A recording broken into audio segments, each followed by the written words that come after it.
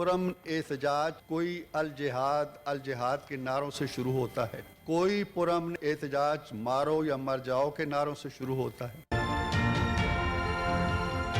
Brazil की Ivan storm हुआ, श्रीलंका का इवान स्टॉर्म हुआ, कनाडा का इवान स्टॉर्म हुआ, 100 से ज्यादा प्रोटेस्टर अंदर चले गए। क्या किसी ने गोली चलाई? साउथ कोरिया का इवान स्टॉर्म हुआ, सदर ने मार्शल लॉ लगाया, पूरी कौम निकल के आई, एक बुलेट चलवाया। आपने रियासत पर अटैक किया है, माफी तो आप मांगे मेरे भाई। ये तैयार हो रहे हैं, ये बैठ गए हैं, इन्होंने देखा है कि अब ये और किसी नाजायज तरीके से फैज़याब नहीं हो सकते। आपस में लड़ाइयाँ, इख्तलाफात, तकसीम, नफरत, आज वही फसल आप खुद काट रहे हैं कि आपकी पार्टी इंतशार का शिकार है, तकसीम का शिकार है। खैबर पख्तूनख्वा हुकूमत ने, उनके वज़रा ने सिविल नाफरमानी की कॉल का है कि ये मुनासिब नहीं है।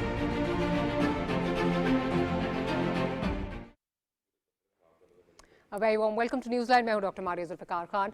सियासत और मुल्क की सियासी निज़ाम की ज़िंदगी हमेशा डायलॉग और मुशावरत में ही होती है, लेकिन जहां मुज़ाकरात की बजाय हठधर्मी और इंतशार का रास्ता अपनाया जाए, वहां सिस्टम के डीरेल होने का ख़तरा बढ़ जाता है। अब अच्छी खबर यह है कि देर से ही सही, लेकिन पाकिस्तान तहरीक इंसाफ को ये समझ आ गई है कि मुज़ाकरात ही मसाइल का जो है वो वाहिद हल है। तहरीक इंसाफ तमाम हरबे अपनाने और उनमें नाकामी के बाद मुज़ाकरात की तरफ आ चुकी है। दूसरी जानिब अगर देखें तो तहरीक इंसाफ की मुश्किलात जो हैं वो मुसलसल बढ़ रही हैं। एक तरफ जहां आज सुप्रीम कोर्ट की आईनी बेंच ने फौजी अदालतों को मुल्जिमान के फैसले सुनाने की मशरूत इजाज़त दे दी है, वहीं दूसरी तरफ 10 दिसंबर को ISPR की जानिब से जारी स्टेटमेंट के मुताबिक जनरल रिटायर्ड फैज़ हमीद को बाज़ाब्ता चार्जशीट कर दिया गया है। अब इसके रद्द अमल में PTI तो यही कह रही है कि फ़ौज का ये अंदरूनी मामला है, हमारा इससे कोई लेना देना नहीं, लेकिन एनालिस्ट और इन्फॉर्म्ड सोर्सेज यही कह रही हैं कि अब बानी PTI की मुश्किलात में मज़ीद इजाफा होने जा रहा है और फैज़ हमीद के खिलाफ चार्जशीट का मतलब है कि किसी के लिए कोई रियायत नहीं होगी।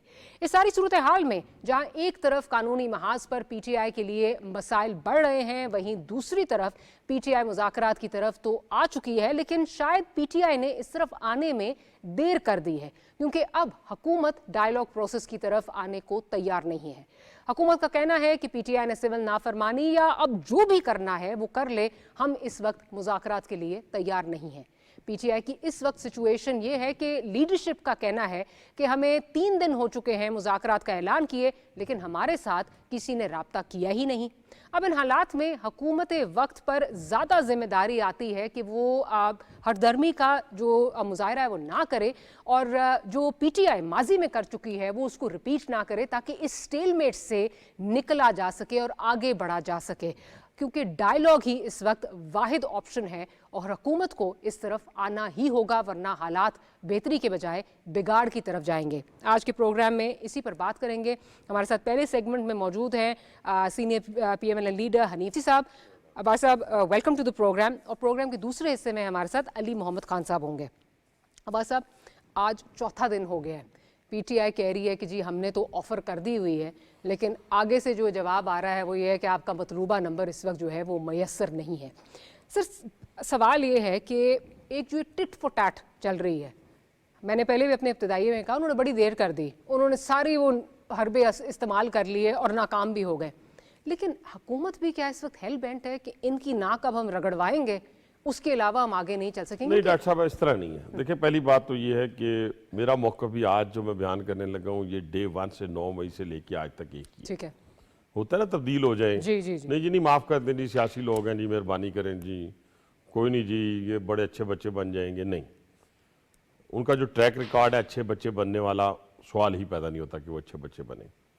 और दूसरी बात यह है कि मेरा हमेशा से ये पॉइंट ऑफ व्यू रहा है ज़ाती तौर पर भी कि जब तक 9 मई के जितने सहूलतकार हैं, जितने मनसूबा साज हैं, अगर इनको मंतकी अंजाम तक नहीं पहुंचाया जाएगा, और आज आपको मालूम हो गया होगा कि मंतकी अंजाम तक लोग कहते हैं ना भी आपकी प्रोसिक्यूशन नहीं ठीक थी या आपने केस ठीक नहीं लड़ा, हालांकि तमाम शवाहिद जो थे, वीडियो जो सबके पास मौजूद थी, जितना मीडिया था, सब पूरी दुनिया पे वो वीडियोज़ आज मौजूद हैं और उनके जो बड़े बड़े लीडरान थे, उनकी जो गुफ्तगू थी जी। वो भी आप सबके सामने, मैं किसी एक का नाम नहीं लूंगा, 8, 10, 15 लोग तो मैंने खुद देखे आंखों के साथ और कानों से उनको सुना कि आपने GHQ पे हमलावर होना है, इतने बजे निकलना है, आपने फलां अपना जो मर्दान की कैंटोनमेंट का एरिया उस पर आपने कोर कमांडर हाउस ठीक है। लाहौर पे, ये सारी चीज़ें सामने सामने थी। है। लेकिन फिर भी ये जो सुप्रीम कोर्ट का आज फैसला आया है, तो सारी दुनिया को मालूम हो जाना चाहिए कि ये स्टे पे चल रहा था, वरना वो मंतकी अंजाम तक पहुंच जाते। आज जब ये फैसला आया है और फौजी अदालतों को कहा गया है कि जिन्होंने भी दफाई इंस्टॉलेशन के ऊपर हमलावर हुए हैं, मुल्की सालमियत के ऊपर ठीक है। हमलावर हुए हैं, वो किसी तौर के ऊपर भी के हकदार नहीं है। हकदार नहीं है। ठीक। और ये फौजी अदालतें फैसला करें, और टिल उन्होंने कहा जब तक हमारी जो पिटिशन है जो इसके ऊपर फैसला जी। नहीं आ जाता तो उस पर अमल दरामद नहीं होगा, लेकिन फौजी अदालतें फैसला करें। लेकिन सर मेरा इसमें पॉइंट ये है कि PTI में बिल्कुल वो लोग हैं, हमने वीडियोस भी देखी, ऑडियोज़ भी सुनी। अगेन मैं उसमें नहीं जाती कि हमारा जो कानून है उसमें उनको प्रूव करना, इसीलिए फौजी अदालतों की तरफ जो है वो जाया जा रहा है। फौज में भी फ्रस्ट्रेशन नज़र आ रही है, आपकी पॉलिटिकल लीडरशिप में भी नज़र आ रही है, क्योंकि आपके कानूनी निज़ाम में जो है वो बहुत सारी जो हैं वो आपको SOPs तय करने होते हैं उनको प्रूव करने के लिए। दैट असाइड, मेरा पॉइंट ये है तमाम लोग वो तो नहीं है जो 9 मई में इन्वॉल्व थे, पूरी की पूरी PTI जो है वो तो वो नहीं है। देखिए, पहली बात तो ये कि आप इसको ना इतना आसान ना समझे, ना लोग इसको इतना आसान समझे। अभी एक अब्बू पकड़े हुए हैं ना, वो अब्बू का खुरा जो है वो बानी PTI तक जा रहा है, और जब बानी PTI तक खुरा जा रहा है तो बाकी जो लोग मौजूद हैं वो उनके हिस्सेदार हैं ना, जो वो तो सामने चीज़ें नज़र आ रही हैं। मेरा पॉइंट ऑफ व्यू ये है, ज़रा मैं थोड़ा सा इसको क्लैरिफाई कर देता हूँ कि देखें, एक तो जितनी PTI ने इस मुल्क के अंदर एग्जैजरेशन पैदा की, कभी इनके बानी PTI ने कहा कि मेरी शलवार में से इतनी जो बुलेट हैं वो निकली और हुआ कुछ नहीं। फिर कल, आज से 2 दिन पहले उन्होंने लीडर ऑफ द अपोजिशन ने कहा जी कि मुझे एक पूरा बुलेट लग गई, अब पूरा एक ब्रश लगा मेरे सीने के ऊपर, छाती के ऊपर। फिर ऐसी ऐसी कहानियाँ। फिर अम्मी को वो अकेला छोड़ के आ गए D चौक में, वालदा मोहतरमा को, वो खुद D चौक में, ये मैं नहीं कह रहा, ये वालदा मोहतरमा कह रही हैं। और आप देखिए कि सारे के सारे बेटे जो वो भागे वहां से, ये तो पाकिस्तान की तारीख में नहीं हुआ। अब 2 चीजें हैं, देखिए, आपने कहा जी हमने आपसे बात करनी है, ठीक है, हम कह रहे हैं कि पहले हम अपना नहीं, इस मुमलकत खुदादाद पाकिस्तान के हवाले से जब आप हमलावर हुए हैं उसको मंतकी अंजाम तक पहुंचा दें, वरना बहुत सारी फोर्सेस पाकिस्तान के बॉर्डर पे बैठी हुई हैं जो ये कहा करेंगी कि ठीक है आपने तो GHQ वालों को माफ़ कर दिया, और फिर आपने देखें ये GHQ पे हमला या कोर कमांडर हाउस पे हमला या शोहदा या मियाँ वाली शोहदा की अपना उनके ऊपर उनके पोर्ट्रेट जलाना, उनके मुजस्मों को तोड़ना, या मियाँ वाली में जहाज को आग लगाना, ये आप देखें तो सही 9 मई वाले दिन ये एक ऐसी प्लानिंग थी जो कोई अंदर से कर रहा था, इंस्टीट्यूशन के अंदर से कर रहा था, मिला हुआ था साथ, या बाहर से बैठ के कर रहा था, और उसने बताया था कि भी आपने यहाँ हमलावर होना है। और कैसे जो चार्जशीट जो शख्स हुआ है, आप देखिए ना, उसने एक ADC को प्लांट कर दिया, कहाँ पे, प्राइम मिनिस्टर के साथ, उसको टेलीफोन दे दिया। आप अंदाजा लगाएं, उसी ने ही जेल हुक्काम से राब्ते किए और सारी चीजें बाहर लाने, और ये सारी चीजें करनी। जी, ये तो वो सारी वो चीजें हैं जो कि 24 नवंबर को भी पता थी, उसके बाद भी उनके साथ डायलॉग के दरवाजे जो हैं वो खुले थे। एकदम से ये लगता है कि जैसे जब ये फैसला आया कभी नहीं कहा था कि आए आप हमसे मुज़ाकरात करें, हम तो 9 मई वाली बात करते थे हमेशा। और देखिए, दूसरी बात ये है, ज़रा समझने वाली बात है, सोचने वाली बात है, ये PTI को तो पता ही नहीं है, ये जो बेचारे MNA MPs हैं इनको तो पता ही नहीं है कि बानी PTI कहाँ से हदायत देते हैं और क्या बैरूनी एजेंडा क्या है। देखिए, बैरूनी एजेंडा ये है, हमने भी भुगती हैं, मैंने 25 साल कैद ली है, मैंने 11 महीने 3 जेलों में काटे हैं। अरेस्ट किया गया वो आपके सामने है, लेकिन उस अरेस्ट के दौरान क्या मैंने कहा कि इस जज को जाने नहीं देना, इसकी टांगे तोड़ दो। मैंने बाहर निकल के कहा कि हम GHQ वहां से तो 500 मीटर पे था, तो मैं 10,000 लोगों को कहता जाएं जी। मुझे पता था कि इस निज़ाम ने मुझे सजा दी, यही निज़ाम हमें रिलीफ देगा। और मियां नवाज शरीफ ने भी जब भी कभी जिंदगी के अंदर बात की तो उन्होंने अफराद की बात की, कभी इंस्टीट्यूशन पे हमला। कोई पाकिस्तान की 76 साल तारीख में, डॉक्टर साहब बताएं तो सही, जिसने पाकिस्तान की या हमारे दुश्मनों की बात कर ले, वो पहुंच सके थे GHQ तक। वो पहुंच सके थे किसी कोर कमांडर हाउस तक, वो पहुंच सके थे हमारे शौदा के मुजस्मों को तोड़ने के लिए या हमारे जहाज को आग लगाने के लिए। आप देखिए तो सही, अब ट्रेंड क्या चलाया जाता है।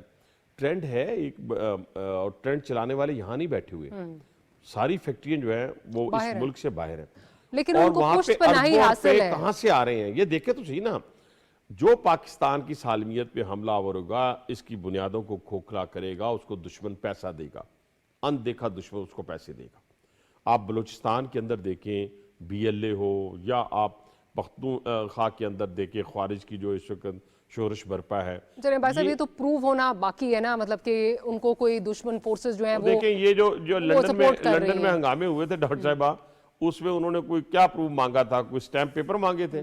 उन्होंने तो वीडियोस निकाली, रातों रात उनको सजाएं दी। वो तो ठीक, वो जो अपनी ये जगह मैं जो कैपिटल हिल पे जो हमला हुआ था 2021 वो में, बिल्कुल ठीक कह रहे हैं, मैं नेक्सस ठीक है, कह रही हूँ उसमें कि सजाएं भी बैरूनी हो गई, एजेंडा, मैं बैरूनी सजाएं भी एजेंडा हो वाली, गई। बिल्कुल ठीक कह रहे हैं, हाँ। बैरूनी एजेंडा वाली बात करें। बैरूनी एजेंडे पे कोई अभी शक है हमें? सर ये जब प्रूव होगा ना तो तब नहीं देखेंगे। नहीं नहीं हाँ। नहीं नहीं नहीं, ये प्रूफ हो चुका है।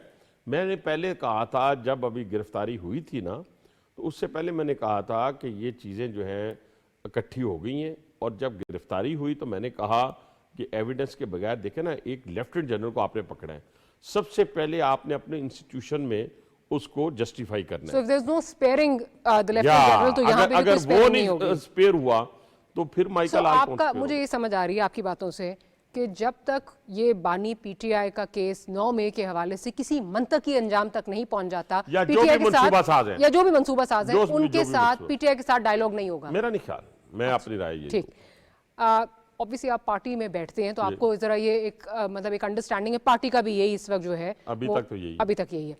PTI इस वक्त ये परसेप्शन दे रही है कि आप आज जो बात नहीं करना चाह रहे, वो हकीकतन ये नहीं है कि आप नहीं करना चाह रहे, आप पे प्रेशर है, इदारे का प्रेशर है, जिसकी वजह से आप बात नहीं करना चाह रहे। अच्छा, पहली बात तो ये है कि अदारे का प्रेशर, फलां का प्रेशर, ये तो बातें उन्होंने करनी है। तो आप पे किसका प्रेशर था? आप किसके एजेंडे के ऊपर अमल करने के लिए तो वहां से सरकारी वसाइल के साथ इस्लामाबाद पे हमलावर हुए? आप पे किसका प्रेशर है कि आप हर दूसरे दिन तीसरे दिन कहते हैं हमने इस्लामाबाद फतह करना है? भैया, आप कितने लोगों के साथ, 25 करोड़ का मुल्क है, तो आप 10,000 लोगों के साथ 15 लगा ले चलें। मैं कहता हूं नहीं, हम कहते कि 5,000 काम क्यों करें, चलिए 15,000 लोग लेके आप चले। फिर दूसरी बात, खतरनाक बात क्या है डॉक्टर साहबा, मैं रावलपिंडी की बुनियाद के ऊपर बात करता हूं, किसी पख्तून को कोई माइकल आल एक दिन जो है बेगुनाह रख के दिखाए मुझे, मैं नहीं रखने दूंगा। ये अपनी सियासत की खातर इस वक्त जुबान की बुनियाद पर, शुबाइयत की बुनियाद पर जो खेल खेल रहे हैं और बार बार पख्तून कार्ड इस्तेमाल करने की कोशिश कर रहे हैं अपने इक़्तिदार की खातर। ये वही लोग हैं जिन्होंने अपने इक़्तिदार की खातर कहा था कि पाकिस्तान पे बम गिर जाए तो मुझे कोई इसका फ़र्क नहीं पड़ता, तो तबाह हो जाए, बर्बाद हो जाए, यानी मेरा इक़्तिदार होना चाहिए वरना पाकिस्तान नहीं होना चाहिए। यार, हमने तो फांसियाँ लेके, कैदें लेके कहा था पाकिस्तान जिंदाबाद, पाकिस्तान के बगैर हम कहीं नहीं सर्वाइव तो इदारे का प्रेशर नहीं है, तो ये हमें किसी का कोई प्रेशर नहीं है। ये प्रेशर है कि वो वजीर आजम जो दिन रात मेहनत कर रहा है, और आज आप देखिए इंटरेस्ट रेट कहाँ पे है डॉक्टर साहब, आप आ जाए ना, महंगाई आज से 8 महीने पहले 39% पे थी, आज 2.5% पे आपकी है। जितने दोस्त ममालिक थे आपके, आप सारे आपसे जुदा हो गए थे, भागे थे आपसे, आज सारे आपके पुष्ट पे खड़े हैं। और इंशाल्लाह ताला ये चीज़ें चंद महीनों के अंदर, मैं ये नहीं कहूँगा कि दूध की नहरें बहनी शुरू हो जाएंगी, लेकिन चीज़ें जो है ना वो स्टेबल होना इकोनॉमी के हवाले से शुरू हो जाएंगी। और फिर आप देखें बाहर से लोग जो आपको तरसीलात भेजते थे उसमें इजाफा हुआ है। हाँ। आपकी IT की एक्सपोर्ट में इजाफा हुआ है। आपकी कई लोगों ने, मुझे एक वाकया मैं आपको सुनाता हूँ, मैं एक जगह बैठा हुआ किसी चैम्बर में, तो वो दोस्त मुझे कहने लगा, देखे जी लोगों ने ना टेक्सटाइल उठा के तो अफगानिस्तान और बांग्लादेश ले गए। मैंने कहा कोई एक टेक्सटाइल का नाम बताएं। अफगानिस्तान तो कोई नहीं किया, बांग्लादेश मैं वही हाँ बांग्लादेश लेकिन नहीं, बांग्लादेश के तो अपने हालात ऐसे नहीं है इस वक्त, कोई कहीं नहीं गया, बल्कि लास्ट ईयर से आप देखें ना, ये चीजें तो पकड़ी जा सकती है ना कि मैं झूठ बोल रहा हूं। मैं बांग्लादेश पहले गई हैं फैक्ट्रीज, हाँ जी। नहीं, इस वक्त इन 2 सालों में कोई फैक्ट्री ना बांग्लादेश गई है, इस वक्त ना किसी और जगह गई है। मैं बता रहा हूं आपको, टेक्सटाइल की एक्सपोर्ट में इजाफा हुआ है, ये भी निकाल के देख लें। अब ये जो चीजें अगर आपकी जा रही हैं, ठीक जा रही हैं, इन्वेस्टर्स पाकिस्तान का रुख कर रहे हैं, और आप देखें डॉलर स्टेबल है, 278 रुपए के ऊपर स्टेबल है, पेट्रोल की कीमत कम होती ठीक है है। और एक साल में काफी कम हुई है। बाकी आप देखें चीनी एक्सपोर्ट करने के बावजूद जो है वो स्टेबल है, प्राइम मिनिस्टर ने उसके ऊपर बड़े अहकाम सख्त दिए। ये वो चीजें जो ऑन ग्राउंड मौजूद हैं। तो आप ये अब मैंने तो कल भी एक जगह कहा, आप आपके प्रोग्राम में भी कह देता हूँ, बाय हुक बाय क्रूक ये गवर्नमेंट हमने चलानी है। अच्छा, बाय हुक और क्रूक ये गवर्नमेंट yes, आपने चलानी है, लेकिन इस पे फैसल वाडा साहब का एक पॉइंट है आजकल बहुत ज्यादा जो है वो चर्चे में है। जरा सुन लेते हैं, प्रोड्यूसर साहब जरा सुनवा दीजिए वो क्या बात कर रहे हैं, फैसल वाडा साहब क्या कह रहे हैं वो फिर। पाकिस्तान का सारा मसला रिजॉल्व करने के लिए आपको सिर्फ दो चीजें, दो तलाकें। एक तलाक सिस्टम को नून लीग को देनी पड़ेगी और एक तलाक इमरान खान साहब को देनी पड़ेगी। जिस दिन दोनों चीजें हो गई, यार सियासत पे बात कर रहे हैं। मैं सियासी तलाक की बात करूं, जैसे ही आप दो चीजें कर देंगे पाकिस्तान आगे चलना शुरू हो जाएगा। चलो सिस्टम ने अगर नून लीग को तलाक दे दी तो उसके बाद कोई तो सोल्यूशन होगा ना। सोल्यूशन फिर सारा सोल्यूशन रिजॉल्व की तरफ ऑटोमेटिकली बैठ जाएगा। पहली बात तो ये है डॉक्टर साहब, एक बात ध्यान में रखिए, एक तो ये हमारी वोटों से सेनेटर बने हैं, ठीक है, इस चीज़ का उनको ख्याल रखना चाहिए। हमारे वोटों से सेनेटर बने हैं और मैं तो किसी की चाय का कप पी लूँ ना तो वो नहीं मैं भूलता। और दूसरी बात का ये ज़हन में रखें कि सोडो इंटेलेक्चुअल जो लोग होते हैं ना, वो किसी सूरत भी ग्राउंड रियलिटी से वाकिफ नहीं होते।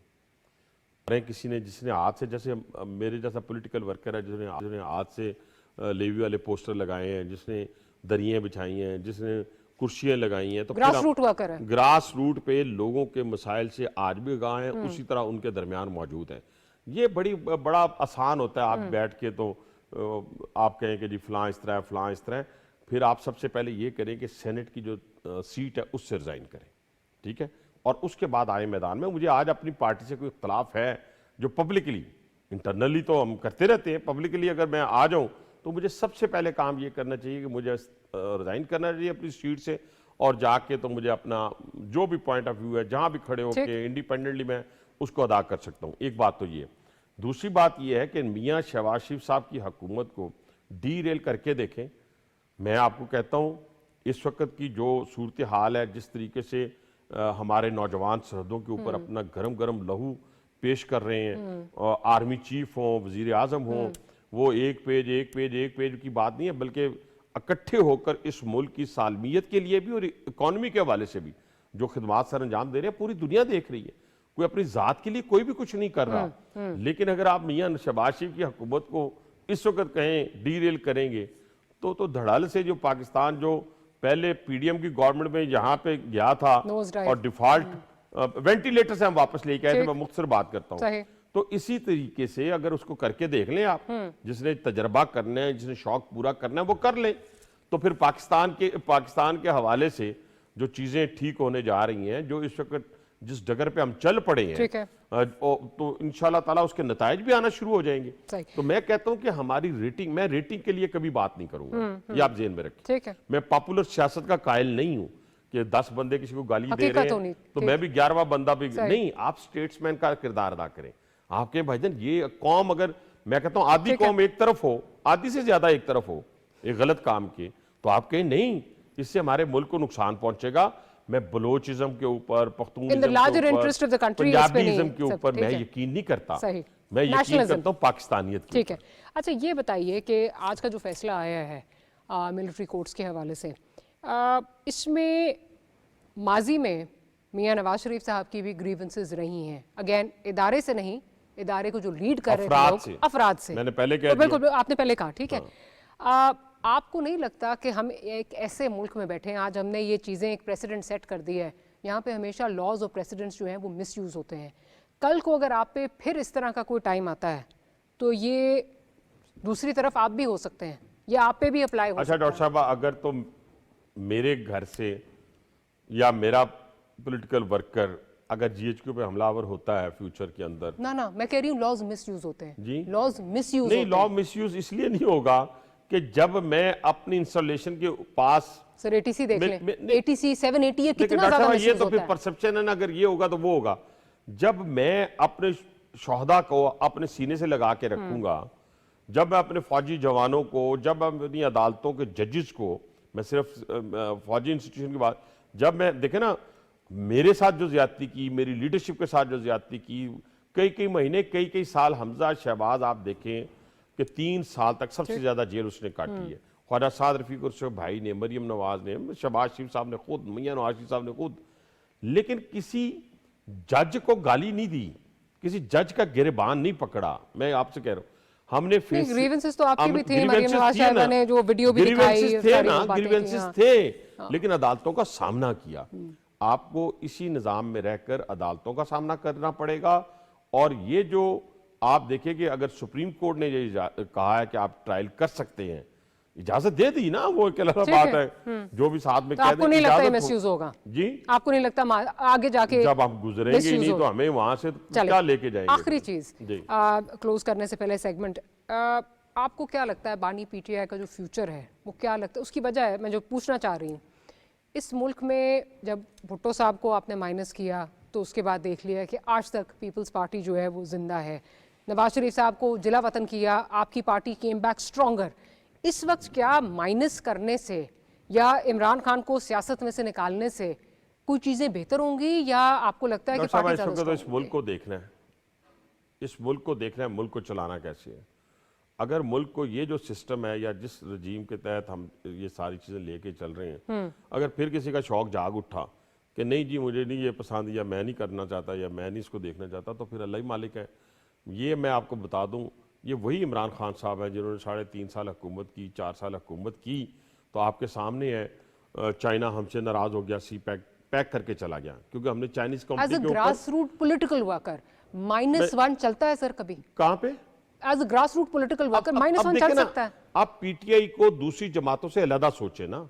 हमारी 76 साल तारीख में वली खान से लेके एएनपी से लेके आप आ जाएं पाकिस्तान पीपल्स पार्टी से लेके, और जिनमें शहीद जुल्फ़िकार अली भुट्टो का नाम मैं लूँगा, मैं उसमें मोहतरमा बेनज़ीर भुट्टो की शहादत का नाम लूँगा। उन्होंने तो कभी पाकिस्तान, उनको तो फांसी हो गई, एक को दहशतगर्दी का शिकार हो गई, लेकिन आपने देखा होगा कि वो पाकिस्तान की जवानों के ऊपर चढ़ नहीं दौड़े, उन पर पत्थर नहीं मारे, उन GHQ पे हमलावर नहीं हुए। इसी तरीके से 3 दफा वजीर आजम को निकाला गया, नवाज शरीफ साहब को निकाला गया। आप कह रहे हैं कि अफराद की बात हुई, पीटीआई पे कांटा लग चुका है। अफराद की बात, कांटा देखें खुदा की जात लगा सकती है, दुनियावी तौर पे तो सिर्फ वही है कि रूल्स एंड रेगुलेशन, कॉन्स्टिट्यूशन, इसको मद्देनजर रखते हुए जो भी पाकिस्तान की सालमियत से खेलेगा उसको मंतकी अंजाम तक पहुंचना चाहिए, और ताकि आइंदा कोई जुर्रत ना करे, ताकि कोई आइंदा ये सोचे ना। ये जो अभी आप कह रही थी 26 नवंबर वाली बात, 24 नवंबर की कॉल आई, अच्छा 26 नवंबर को क्या वो आपने नहीं देखा? वेपन नहीं थे क्या? पूरे सरकारी वसाइल के ऊपर हमलावर नहीं हुए गए क्या? गैस के वो शेल चलाने वाली गन्ने इनके पास नहीं थी? सारा कुछ इनके पास था ना।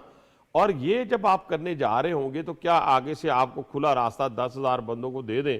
तो मेरे पास तो यहाँ पे ऐसे ऐसे जत्थे मौजूद है, मेरे पास इमराद यानी इस पाकिस्तान के अंदर, कि वो जत्थे जो हैं वो चढ़ दौड़ेंगे किसी वक्त भी। आप एटॉमिक पावर हैं, दुनिया को आप क्या दिखाएंगे कि आपकी पार्लियामेंट के अंदर 10 बंदे चले गए हैं, 20 बंदे उधर चले गए हैं, और फिर कौन लोग आए हैं देखें पूरे खैबर पख्तूनख्वा से, और फिर के इनके MNA MPs खुदा के लिए, मैं तो वर्कर्स को कहता हूँ जरा सोचे तो सही, ये कहाँ पे कोई घर बैठा हुआ, कोई अपने फार्म हाउस पे बैठा हुआ टीवी के जरिए लीड करें, फिर वालदा को छोड़ के ना जाएं। तो आपको, आपका सियासी ओपिनियन ये है कि इमरान खान साहब, अभी आपको उनका सियासी फ्यूचर नजर नहीं आ रहा, लेकिन पीटीआई का तो नजर आ रहा है? देखिए पीटीआई मियां इमरान खान के साथ है, इमरान खान के बगैर पीटीआई नहीं है, एक फर्द का नाम है, पार्टी नहीं है। बताएं कहाँ पे है पार्टी? उनकी कोई उनका ग्रास रूट के ऊपर कोई ऑर्गेनाइजेशन पीटीआई की मौजूद है तो पूरी चला दें अपने टेलीविजन के ऊपर। उनकी पार्टी सिर्फ एक शख्स से मंसूब है, और वो शख्स अपनी ज़ात की खातर इस पाकिस्तान के लिए, इसके पाकिस्तान के खिलाफ कुछ भी कर सकता है। तो ना पार्टी और ना खान साहब, आपको मुस्तकबिल नहीं नजर आ रहा उनका? मैंने फिर कहा कि मैं वो अल्लाह ताला अपनी उनकी हिकमत होती है, अल्लाह ताला के अपने मंसूबे होते हैं, बंदों के अपने मंसूबे होते हैं। उसको छोड़ के दुनियावी तौर पे अगर मैं देखूं तो तमाम मनसूबा साजों को 9 मई के जितने मनसूबा साज हैं उनको अपने मंतकी अंजाम को पहुंचना है। सिविल नाफरमानी की पहले भी इन्होंने शौक पूरा किया था, अब फिर कर और बाद में पता चला, घर से ही उनका पता चला कि उनके अपने तो सोलर लगा हुआ था, और फिर कोई बिल भी जमा नहीं हुआ। सोलर में कैसे बिल जमा नहीं होता 3 है? बिल उनके जो है वो उन्होंने कहा उस वक्त कहा था जी वो गर्म पानी घर में चाहिए होता गर्म है पानी इसलिए चाहिए, कर तो लिया तो बाकी वो फिर इसी हाँ, तरह ये वो वहाँ बैठे हुए हैं और जहाँ पे क्या क्या मौजूद है, थोड़ा सा आपके बंद होने से पहले मैं बात कर दूँ। ये 40 मिनट की गुफ्तगू जब इनसे मुलाकात पे पाबंदी थी किसी वजह से, सिक्योरिटी पॉइंट ऑफ व्यू से, तो जब मुलाकात ख़त्म हुई तो मुलाकात हुई उनकी पहली, तो 45 मिनट्स में से 40 मिनट उन्होंने कहा जी मेरी पानी नहीं है, मेरी बिजली नहीं है, मेरी रोटी ठीक नहीं है। तो फिर जो ऑफिशियली बात आई, क्योंकि उस पूरे सेल को, पूरे एरिया को मैं जानता हूँ, तो वहाँ पे रीडिंग रूम भी मौजूद, वहाँ पे जिम भी मौजूद, वहाँ पे कोकोनट से पीटीआई मसाज भी प्रोपेगेंडा तो मौजूद। करती है, बिल्कुल। तो सारी चीज़ें बिल्कुल, मौजूद हैं। ठीक। चुकंदर का अपना बीट रूट कहते हैं मेरे ख्याल है उसको, उसका जूस मौजूद हो, चले। चाहे सारी चीज़ें मौजूद हो। ऐसी जेलें लोगों को वो कहते थे कि मैं इसी उतरवा दूंगा, ठीक। लेकिन ऐसी जेलें जो हैं वो फिर अगर बाकी कैदियों को भी मुयस्सर हो तो हमें कोई इतराज़ चले नहीं। ऑन दैट नोट हमें ये सेगमेंट जो है अपना क्लोज करना है। हनीफ अब्बास साहब, thank you very much for making the time for the program. छोटी सी ब्रेक लेते हैं, ब्रेक के बाद हमारे साथ मोहम्मद खान साहब मौजूद होंगे। Will be right back.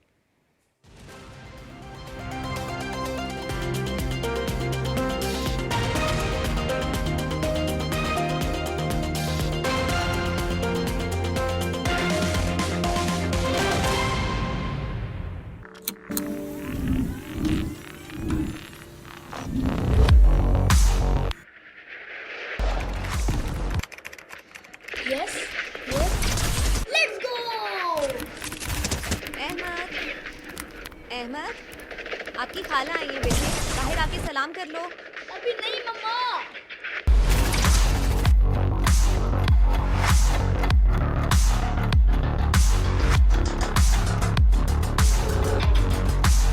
No, no.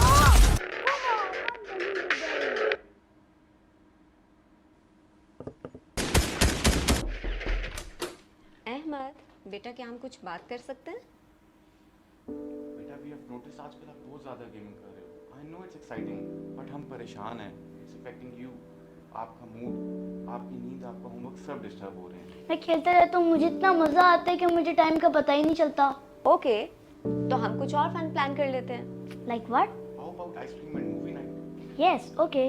अपने बच्चों को इंटरनेट से मुतल्लिका बातचीत के अमल में शामिल करें और उनके लिए ऑनलाइन पेरेंटल कंट्रोल्स सेट करें ताकि उससे मुमकिना नुकसानदेह स्क्रीन टाइम कम हो और आप अपने बच्चों की ज़हनी सेहत का तहफ़्फ़ुज़ भी यकीनी बना सकें।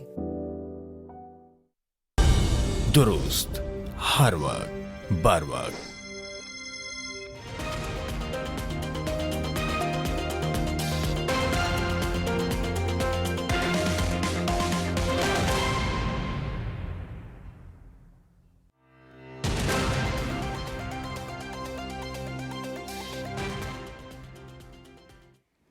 Welcome back after the break.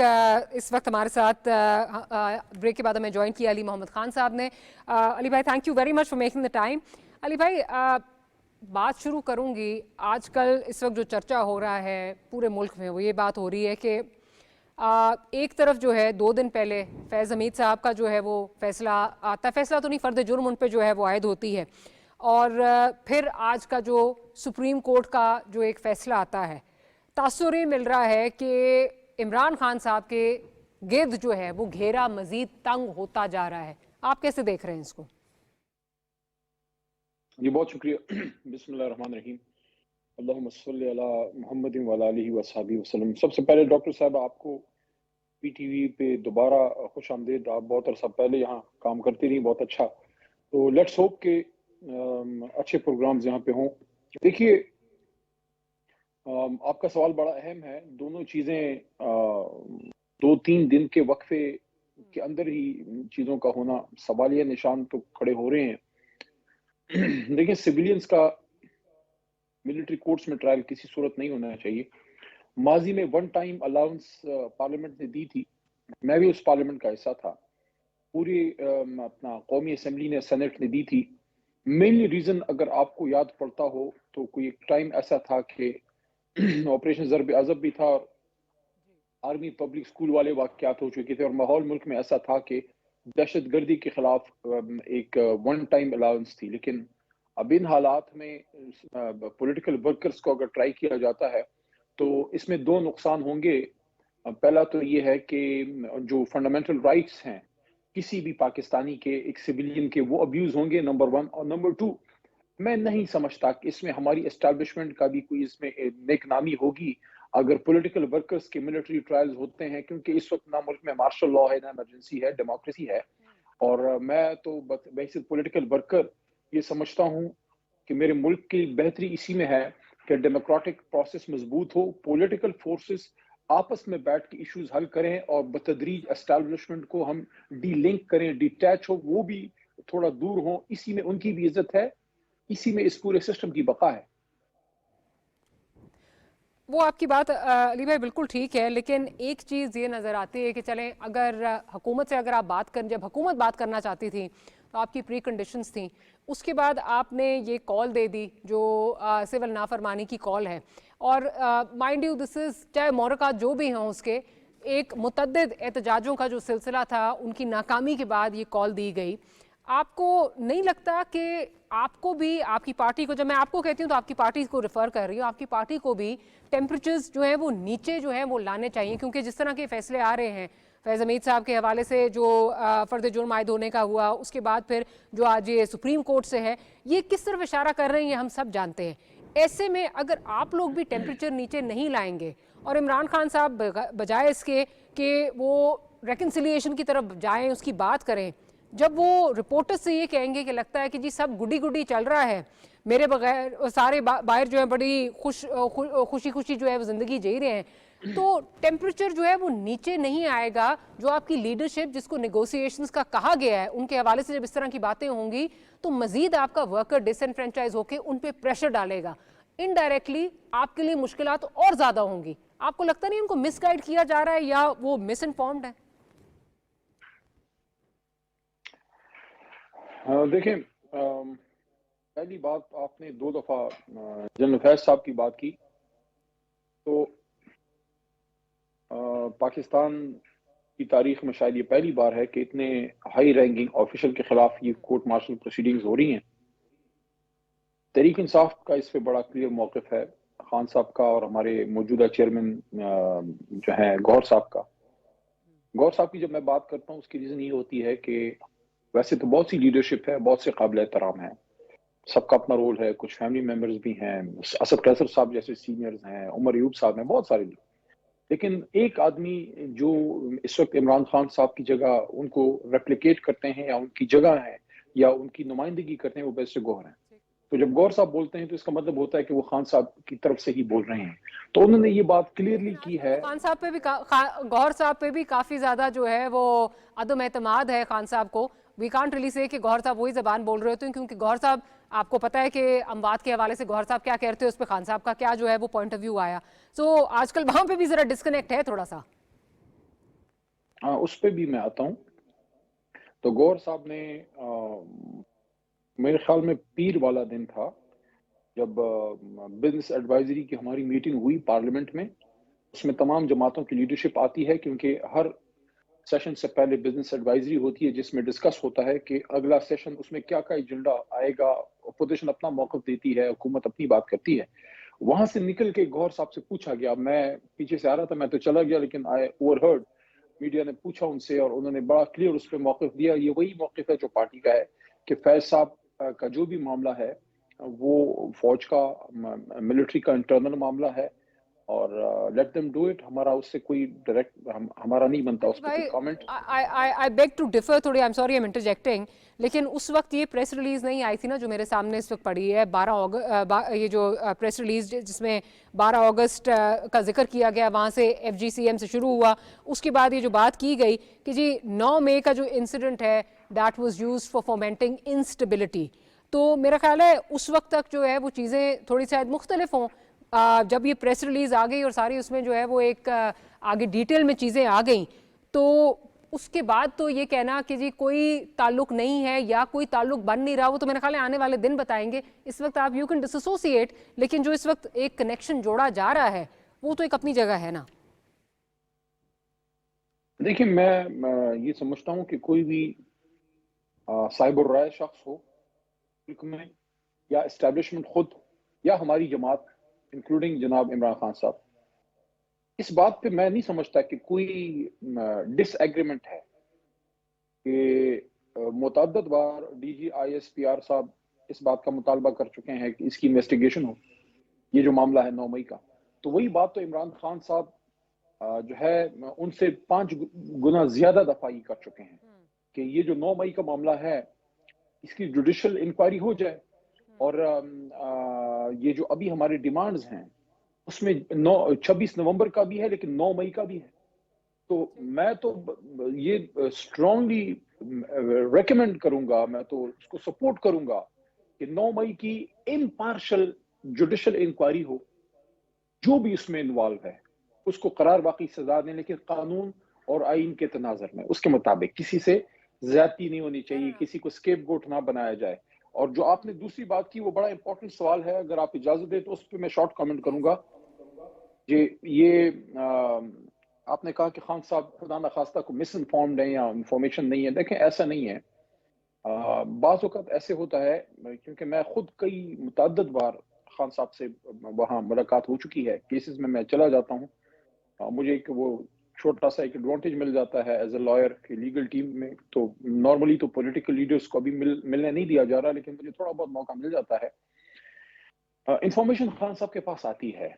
हाँ, ऐसा नहीं है कि रोज की ऐसी इंफॉर्मेशन हो जैसे आप और मैं सुन रहे हैं, मीडिया है, सब कुछ है, लेकिन ऐसा कहना क्योंकि बिल्कुल इंफॉर्मेशन ही वो गलत है।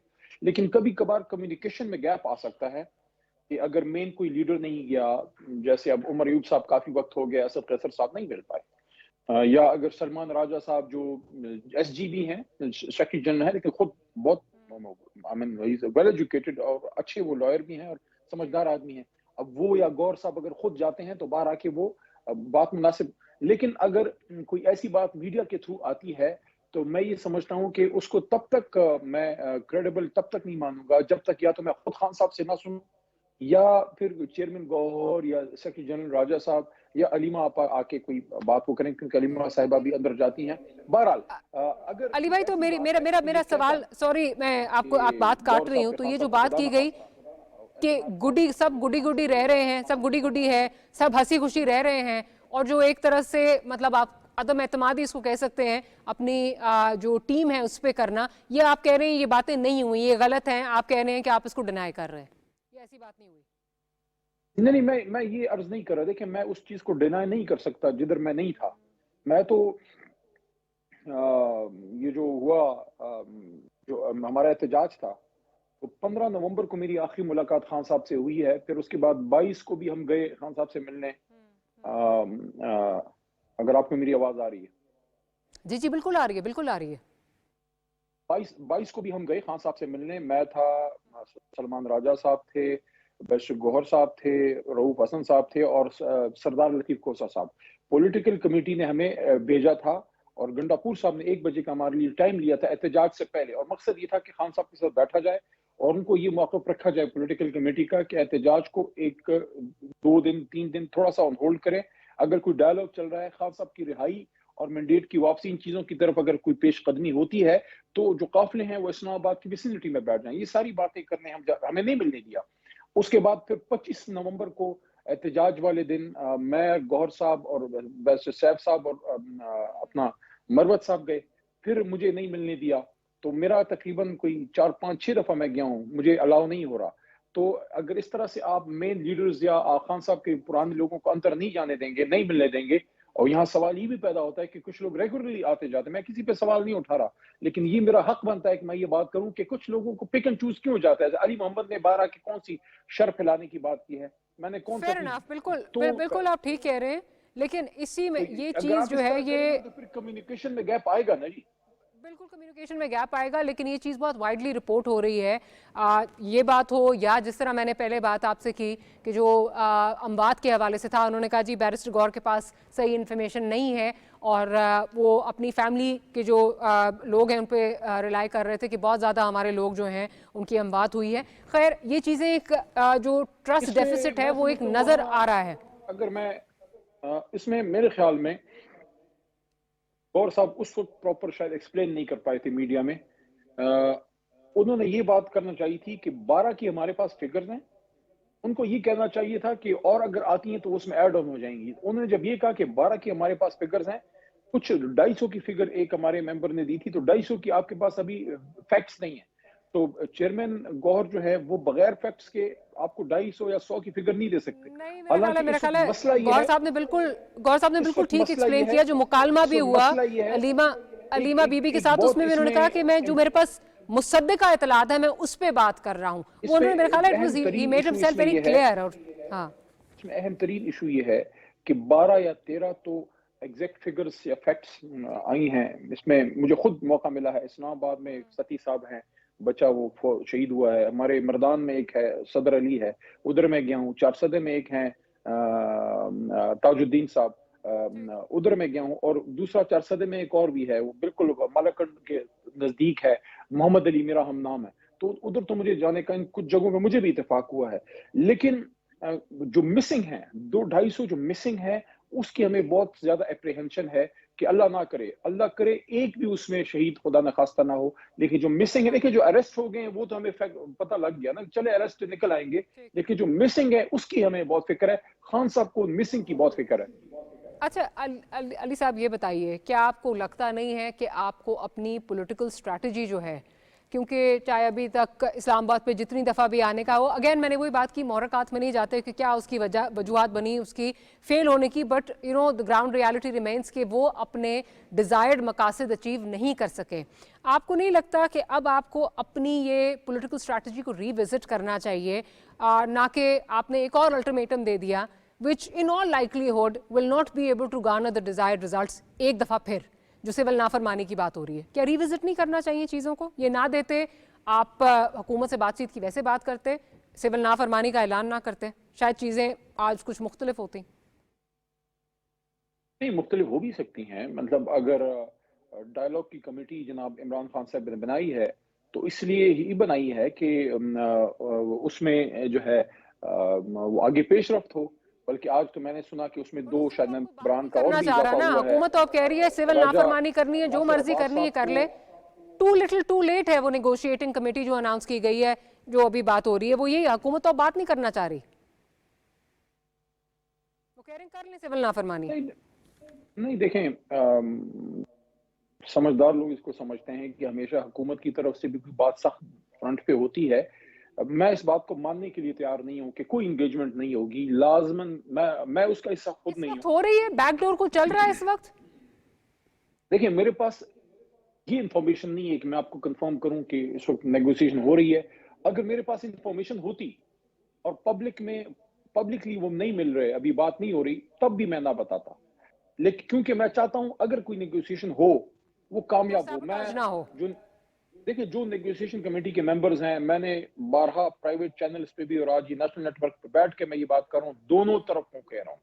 हुकूमती कमेटी कोई बनती है और हमारे जो लोग हैं उसमें 2 आज और ऐड हुए हैं, एक नासिर अब्बास साहब हैं और एक दूसरा जहन से नाम निकल रहा है, तो 7 मेंबर हो गए हैं।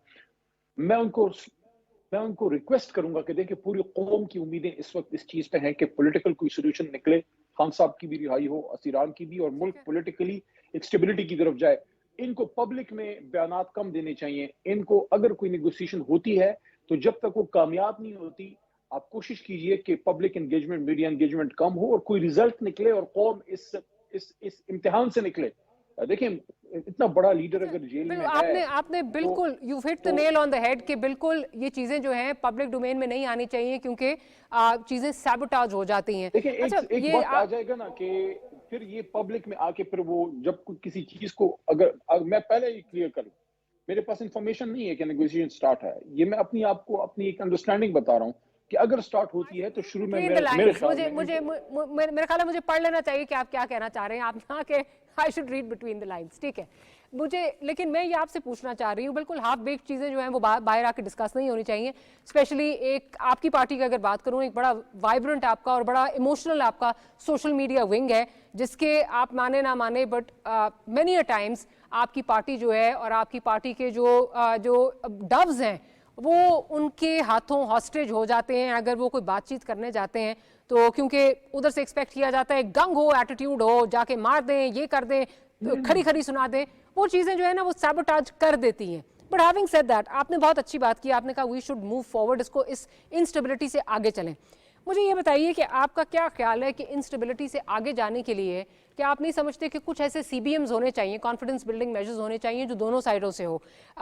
अगर हुकूमत की बात की जाए तो हुकूमत को चाहिए कि वो सारे लोग जिनके ऊपर कोई 9 मई के हवाले से या 24 नवंबर के हवाले से कोई संगीन मुकदमात नहीं है, उनको रिलीज कर दें।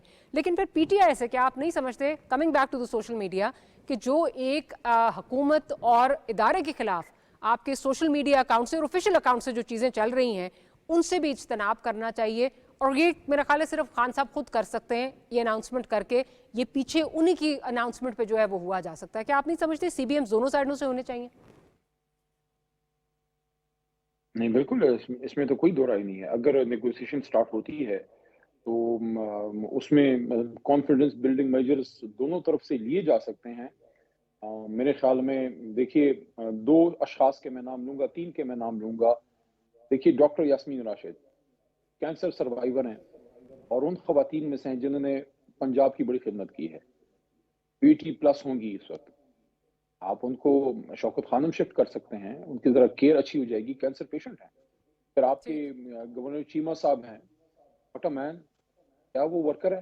खान साहब का सही जियाला है, तो उनकी भी सेहत ठीक नहीं है। देखिए, वो जो when he went to jail, he went on his feet on many. ये तो बातें हो गई, हुकूमत क्या दे सकती है, PTI क्या दे सकती है, PTI को क्या करना चाहिए? देखें, डी-एस्केलेशन या जो एजिटेशन है वो लेवल कम हो सकता है, लेकिन अगर बात पहले चल पड़े, अगर बात चल पड़ती, मैं एक बात आपको कहूं, देखें, कौम इस वक्त, कौम जो है ना, कौम, वो खान साहब एक लफ्ज यूज करते हैं, उन्हीं के टर्म्स में यूज करूंगा, वो कहते हैं वो दिल दे बैठी है। खान साहब को दिल दे बैठी है कौम। इमरान खान बाहर आके एक बात करेगा और इदारे और कौम फिर यकजान दो कालब होंगे। इमरान खान साहब ने मुतअद्दिद बार ये बात की है कि मुल्क भी मेरा है, फौज भी मेरी। तो जब मामलात खराब होते हैं तो फिर दोनों तरफ से एस्केलेशन लेवल बढ़ता है। क्या खान साहब इस तरह की कोई अनाउंसमेंट करके आपका ख्याल है डी एस्केलेट कर सकते हैं सोशल मीडिया के हवाले से? क्योंकि वहां से बहुत ज्यादा रिजेंटमेंट जो है वो आती है, इदारों के खिलाफ भी बहुत ज्यादा नफरत आती है। क्या ये डी एस्केलेट कर सकती हैं चीजें? क्विकली, मेरे पास आखिरी 15 सेकंड, अली भाई। देखें, अगर एक बात होती है, इमरान खान साहब ने जेल में मुझे खुद 1-2 दफा ये बात की, पूछा, मैंने उनसे पूछा कि मुज़ाकरात की बड़ी बात होती है, इसको 3 महीने हो गए इस बात को। खान साहब ने कहा यस, अगर मीनिंगफुल डायलॉग हो, तो अगर मीनिंगफुल डायलॉग हो जिसमें खान साहब को लगे कि अब मामलात बेहतरी की तरफ जा रहे हैं और जुल्म का ये सिलसिला खत्म हो जाएगा, असीरान की भी रिहाई होगी और मुल्क बेहतरी की तरफ चलेगा, तो फिर हम कोई इमरान खान साहब कोई खुदा न खास्ता हम दुश्मन तो नहीं है, महबूब वतन पाकिस्तानी है, साबिक वज़ीर आज़म एक नेशनल हीरो रहा है, तो वो क्यों नहीं चाहेगा कि मुल्क जो है उसमें ये गुस्सा और तशद्दुद या पुरतशद्दुद सोच कम हो? लेकिन हमारी तरफ से तो नहीं है, लेकिन ज्यादती तो हमारे साथ हो रही है। लेकिन ये एक CBM तो हो सकता है ना, हम CBMs की बात कर रहे हैं। जैसे आपने कहा कि उस साइड से रिहाई हो सकती है डॉक्टर यास्मीन राशिद की, इस साइड से ये सोशल मीडिया पे कंट्रोल हो सकता है। अगर नेगोशिएशन कमेटी बैठती है, वहां से कोई पॉजिटिव खबरें निकलती हैं और वो जाके फिर बैकअप में इमरान खान साहब को आगाह करते हैं कि अब ये डेवलपमेंट हुई है, खान साहब अगर मुतमईन होंगे तो लाजमन फिर वो इस पे अपना स्टेप लेंगे पाकिस्तान के मफाद में। मैं आपको ये बता दूं, इमरान खान साहब पाकिस्तान से मोहब्बत करने वाले आदमी हैं, बिल्कुल वो अपनी जात की नफी करके भी मुल्क की बेहतरी कर सकते हैं। मुझे I am sorry, I have to interject, program मुझे क्लोज करना है, लेकिन NDC पे करूंगी कि CBMs जो हैं वो दोनों साइडों से होने चाहिए ताकि स्टेलमेट की कैफियत जो है ये खत्म हो और मुल्क आगे बढ़े। On that note will close today's program. Ali भाई, बहुत शुक्रिया इस प्रोग्राम के लिए वक्त निकालने के लिए। Will see you tomorrow night. Allah हाफिज़।